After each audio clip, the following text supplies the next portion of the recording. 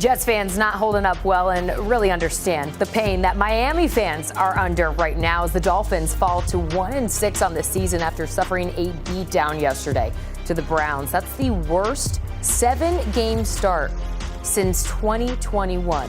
So Mike McDaniel and company going underwater is right.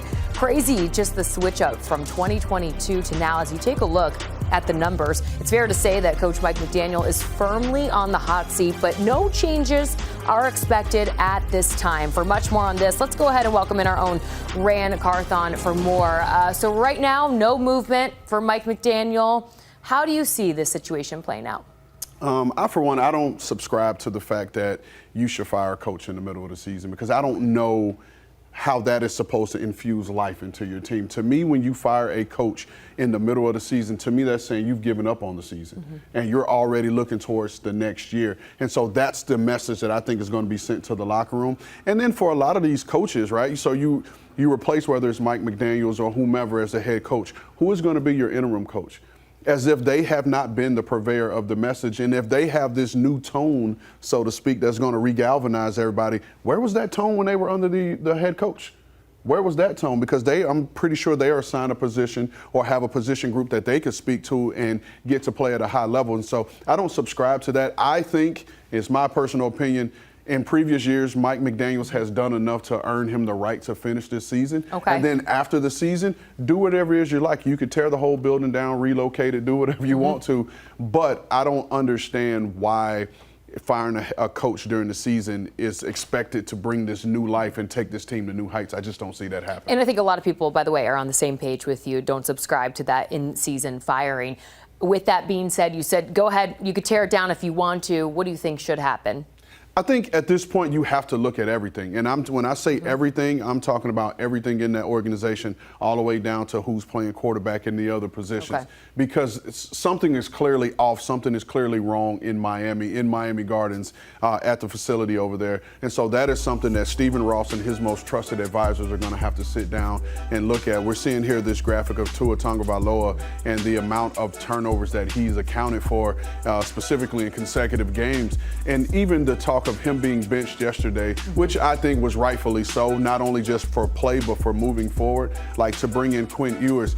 If Mike McDaniels isn't going to be your coach, then the topic of should Tua stay in as the starter, who's going to make that decision? Because if he's not going to be the coach next year, what future are you planning towards for him? And who's going to make that decision? Is it going to be Mike? Is it going to be Chris Greer? Is it going to be the owner? We don't know. And so it's for that reason that I think you just ride this out and hope that the leadership in the locker room, because I don't care what's going on with the coaching staff, it's the guys in the locker room. You should want to play for the person sitting next to you in the locker room, the person aligned across from you in the huddle. That's who you should be playing for. A lot of questions to be asked when it comes to the Miami Dolphins. We'll see how it all plays out as the season plays out. Let's get elsewhere now. It was looking like this dynamic rookie duo, quarterback Jackson Dart and running back Cam Skattebo, was going to save head coach Brian Daboll's job in New York. But after yesterday's shocking loss to the Broncos, I'm not so sure.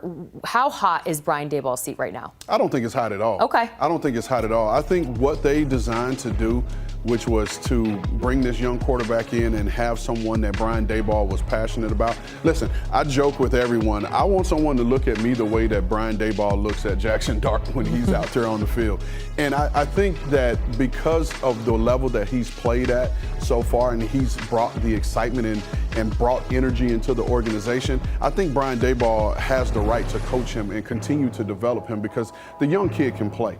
And I think he can, and I think he's only going to get better. Now, yesterday's loss, was that a Jackson Dart, Cam Skattebo issue, or was that a defensive issue, right? And because for you to be able to drive the ball downfield, you were helped by multiple penalties, but yet you score with 30 seconds left, you should be able to close out that game and get a win. But kudos to Sean Payton and his offensive crew for being able to get those plays when needed and kick the game-winning field goal. Let's go ahead and get to the other team in New York. Chris mentioned it earlier. The Jets fall to 0-7 on the season under first-year head coach Aaron Glenn. Earlier we heard him speak to the media. Where are you at with the Jets situation?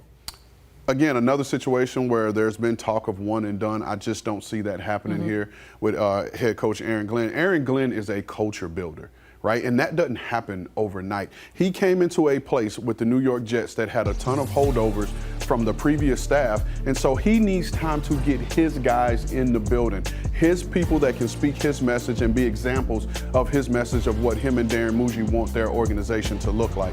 And so from there, I don't think this is a one and done situation. However, I do think they need to address this quarterback position. They committed to Justin Fields, which kind of took them out of the running to be able to take a quarterback, i.e. Jackson Dart in the top 10.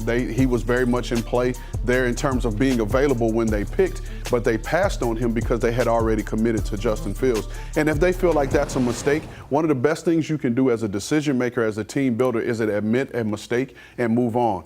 Case in point, the San Francisco 49ers, you trade up, you give up a ton of capital, you trade up and get Trey Lance. A couple years later, luckily you draft Brock Purdy in the 7th round. You see where things are going with Trey Lance, you admit your mistake, you trade him, you move on, and now you have a guy in place and you're 5-2 on the season. So just being able to admit a mistake and not hold on to it for too long is a top thing for a decision maker and a team builder. And then make adjustments as well. So we'll see what happens in New York.